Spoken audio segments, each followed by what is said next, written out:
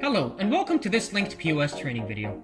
In this video, we're going to be talking about credit sales in LinkedPOS. A credit sale refers to when a customer buys something but isn't able to pay immediately. To conduct a credit sale, start off by adding the items the customer wants to buy to the invoice. Next, choose the customer you're credit selling to. After all, you need a record of who you've credit sold to. To choose a customer, click on this Customers button. This will open up the form that allows you to choose a customer. If the customer you're credit selling to isn't in the list, you can add a new customer by clicking on the green plus sign. This will open up a form that allows you to enter customer information.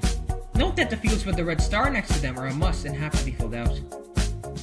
Start off by giving the customer their unique account number. This will be a unique number used to identify the customer. Next, give the customer a name. Enter their email address and choose their status.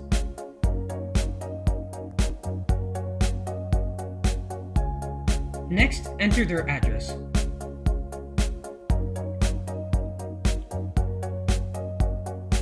One of the most powerful features of LinkedPOS is that you can take an immediate picture of the customer if you have a webcam connected. This allows you to have a more complete profile of the customer. Once done, hit save. Next, choose the customer by using the ticks and clicking on this check button to select the customer. Once done, click on this save button. This will give you a heads up saying that this is a credit or a borrow invoice. Hit yes and this will open up the invoice. You can either print or discard the invoice depending on your choice. This signals the end of the transaction. To see the history of credit sales to a particular customer, head on over to the Customers tab. In the table that opens up, choose the customer that you want to see the history of by double-clicking on it. This will open up a form with the details of the customer. Clicking on this ledger button will open up the history form. In this form, you'll be able to see the complete history of credit sales to this particular customer. Now let's say that the customer comes back to pay the amount he or she owes. This balance section shows you the balance of the customer. If the amount is in red, it means that the customer owes you the amount.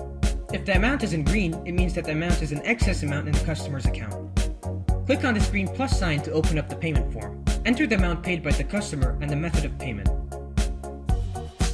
Hit OK. This will change the value of the balance. We hope you find this video helpful. If you have any questions, leave them down in the comment section below.